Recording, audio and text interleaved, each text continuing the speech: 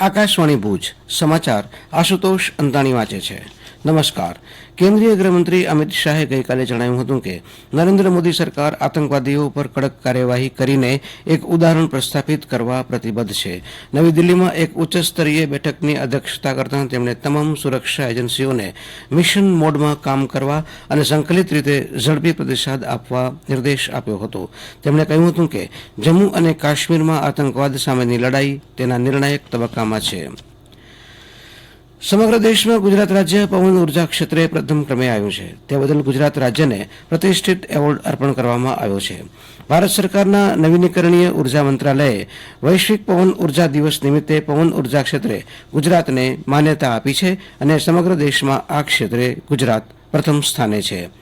મે 2023 સુધીમાં 11,823 મેગાવોટ સ્થાપિત પવન ઉર્જાની ક્ષમતા સાથે ગુજરાત રાજ્ય સમગ્ર દેશમાં પ્રથમ સ્થાને આવ્યું છે. પવન ઉર્જા ક્ષેત્રે રાજ્ય સરકારની નીતિ, સક્રિય પગલાં અને રોકાણ માટે અનુકૂળ વાતાવરણને કારણે ગુજરાત સમગ્ર દેશમાં પ્રથમ સ્થાને આવ્યું છે. કેન્દ્રીય જળશક્તિ મંત્રી સી.આર. પાટીલની અધ્યક્ષતામાં સરસાણા ખાતે SGCCI the southern Gujarat chamber of commerce and ઇન્ડસ્ટ્રીઝનો 84મો પદગ્રહણ સમારોહ યોજાયો. તેમની સાથે ગૃહ રાજ્યમંત્રી હર્ષ સંઘવી અને શિક્ષણ રાજ્યમંત્રી પ્રફુલ્લ પાનશેરિયા ખાસ ઉપસ્થિત રહ્યા હતા. આ પ્રસંગે કેન્દ્રીય મંત્રી શ્રી પાટીલે જણાવ્યું કે રાજ્ય સરકારની સરળ નીતિ, ઉદ્યોગો માટેના યોગ્ય વાતાવરણને કારણે ઔદ્યોગિક વિકાસમાં સુરત અગ્રેસર રહ્યું છે. ગૃહ રાજ્યમંત્રી હર્ષ સંઘવીએ સુરતમાં ટ્રાફિક નિયમનને લગતી સમસ્યાઓનું ટૂંક સમયમાં નિવારણ લાવવાની ખાતરી આપી હતી. Central board of indirect taxes and કસ્ટમ્સે દેશમાં વધતી જતી નાણાકીય છેતરપિંડીને અટકાવવા જાગૃતિ અભિયાન શરૂ કર્યું છે. આ ઝુંબેશ હેઠળ અખબારો, મોબાઈલ સંદેશાઓ, ઈ-મેઇલ્સ અને સોશિયલ મીડિયા સહિત અનેક પ્લેટફોર્મ દ્વારા સામાન્ય લોકોને આ નાણાકીય છેતરપિંડીથી બચાવવા જાગૃત કરવામાં આવી રહ્યા છે. રાજ્યમાં હવામાન ખાતાની આગાહીના પગલે અનેક સ્થળોએ વરસાદ વરસી રહ્યો છે. ગઈકાલે વહેલી સવારે સૌરાષ્ટ્રમાં વરસાદ શરૂ થયો હતો. પોરબંદરમાં 3.5 ઇંચ વરસાદ ખાબક્યો હતો, જેને પગલે રસ્તા પર પાણી ફરી વળ્યા હતા. દ્વારકા જિલ્લાના ખંભાળિયામાં 7.5 ઇંચ વરસાદ થયો છે.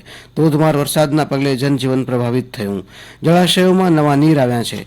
ખેતરોમાં પાણી ભરાઈ ગયા છે. સારો વરસાદ થતાં ખેડૂતોમાં ખુશીનો માહોલ જોવા મળી રહ્યો છે.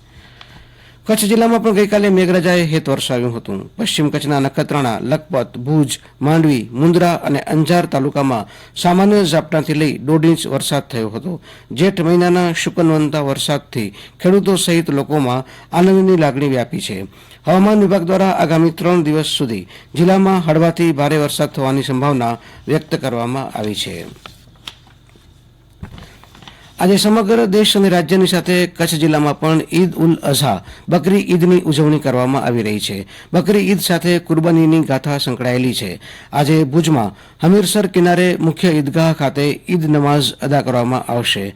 જિલ્લા મથક ભુજ ઉપરાંત જિલ્લાભરની મસ્જિદોમાં ઈદની નમાઝ પછી અરસપરસ ઈદ મુબારકની આપ-લે કરવામાં આવશે. અમેરિકા અને વેસ્ટ ઇન્ડિઝમાં રમાઈ રહેલી આઈસીસી પુરુષ T20 ક્રિકેટ વિશ્વકપ સ્પર્ધામાં ગઈકાલે ઓસ્ટ્રેલિયાએ સ્કોટલેન્ડ પર વિજય મેળવ્યો હતો, જ્યારે ઇંગ્લેન્ડની ટીમે નામીબિયા ટીમ પર વિજય મેળવ્યો હતો. ભારત પોતાની સુપર 8 તબક્કાની પ્રથમ મેચ તારીખ 20મી જૂનના અફઘાનિસ્તાન સામે રમશે. આ સાથે આ સમાચાર બુલેટિન પૂરું થયું. નમસ્કાર.